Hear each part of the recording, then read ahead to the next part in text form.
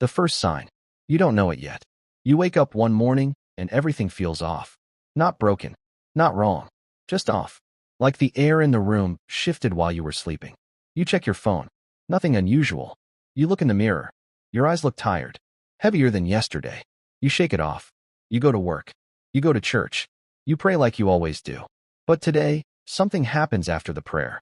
A warmth settles in your chest. A pastor lays his hand on your shoulder and says, "There is something on you. A grace. Guard it." You smile. You say thank you. You don't understand what he means. Not yet. The shift. 3 weeks later, things start changing. Doors open that were closed for years. That job you applied to 6 months ago, they call you back. That relationship you prayed about, it starts healing. People around you begin to notice something different. They can't name it, but they feel it. Your cousin says, "You look different, like something is on you." A stranger stops you in a parking lot in Lagos.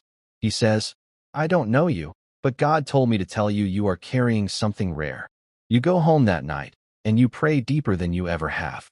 And in the silence after the prayer, you hear something. Not a voice. Not exactly. More like a weight. Like the atmosphere around you just became heavier. Like something unseen just turned its head and looked at you. The opposition begins. It starts small. You begin having strange dreams. Not nightmares, but visitations. Figures standing at the foot of your bed. You wake up exhausted even after 8 hours of sleep. Your business deal falls through overnight. No explanation. Your landlord suddenly wants you out. Out of nowhere. Your closest friend, someone you've known for 11 years, starts pulling away. You don't connect the dots yet. But here's what's happening. When heaven releases grace on a life, hell takes notice. Grace is not invisible. In the spirit world, grace shines. And anything that shines in the dark becomes a target. The enemy doesn't attack empty vessels. He attacks loaded ones. You just became loaded. The patterns. You start noticing it. Every time you're about to step into something major, something breaks. You're about to sign a contract. You fall sick the night before. You're about to travel for an opportunity. Your car breaks down. You're about to give your life testimony in church. Your voice gives out. It's too consistent to be coincidence. You sit down with an elder, a serious man, a man who has fought battles. He listens to everything. Then he looks at you and says, "What you're experiencing is not bad luck. It's targeted warfare. The grace on your life has attracted an assignment against you." You feel your blood go cold. He continues, "The enemy doesn't attack just anybody. He attacks the ones who are dangerous to his kingdom. You must understand what you're carrying before it's stripped from you." You drive home in silence. You're not afraid. Not yet. But you're beginning to understand the weight of what you've been given. The escalation. Now it gets personal. The attacks stop being general. They become surgical.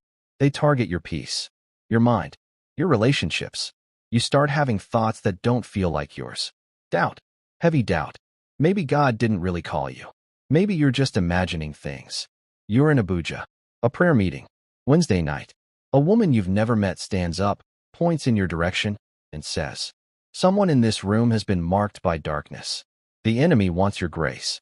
Do not isolate yourself. Do not stop praying." The room goes quiet. You feel like she's speaking directly into your chest. That night you go home, and for the first time, you feel genuinely afraid. Not of dying, of losing the grace. Because by now you've tasted what it produces. The open doors, the divine connections, the favor that makes no natural sense. You've seen what this grace can build. And the thought of losing it is more terrifying than any physical threat. The isolation trap. This is where most people fall. The enemy can't take your grace by force. So he does something smarter. He isolates you. He uses the people closest to you. Your brother starts mocking your faith. You're too spiritual. You see attack everywhere. Your friend group slowly fades. You stop attending the prayer meetings because it feels like too much. You tell yourself you'll start again next week.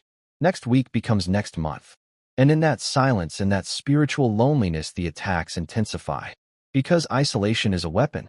When a soldier leaves formation, they become easy prey. You're not falling into sin. You're not doing anything visibly wrong. But you've stopped doing the things that were protecting you. And the enemy is patient. He can wait. He's been waiting since before you were born. The revelation. You hit a wall. Everything stops moving. The doors that were flying open are now sealed. The favor that was effortless now feels absent. You're sitting in your apartment at 2 a.m. Nairobi. October. Rain outside. And something in you breaks open. Not in defeat. In clarity. You get on your knees and you pray the most honest prayer of your life. No performance. No religious language. Just, God, I don't know what happened, but I want it back. Whatever it costs. And in that moment something shifts. Not fireworks. Not a dramatic voice. Just a stillness. And a knowing. You understand now what the elder meant.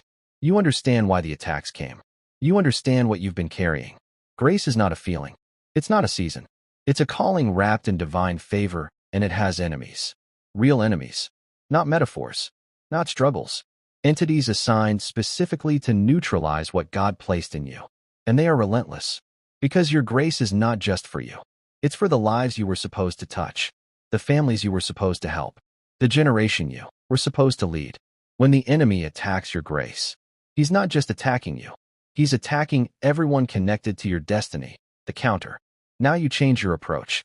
You stop reacting. You start warring. You find a community again. A real one. People who understand spiritual warfare. You fast. Not to impress anyone, but because you know your flesh has been loud and your spirit has been quiet for too long. You cut off 3 relationships that were draining your discernment. Not with drama, just with distance. You start waking up at 5 a.m. Not because someone told you to. Because the grace pulls you there. Because you can feel the difference between the days you cover yourself in prayer and the days you don't. And the attacks don't stop immediately. Let's be clear. The dreams still come. The opposition is still there. But something is different now. You're not running from the battle. You're walking into it. The turning point. 6 months later. You're sitting in a room with people you never imagined you'd have access to. A door opened that no human being could have opened. You didn't hustle it into existence. It was assigned to you. And in that moment, you understand something that changes your entire worldview. The level of warfare you faced was proportional to the level of grace you carried. The enemy never attacks small targets. He attacked you because he saw your future before you did. He knew what you would build. He knew who you would become. He knew the people who would be freed because of your story. And he tried to stop it before it started. But here you are.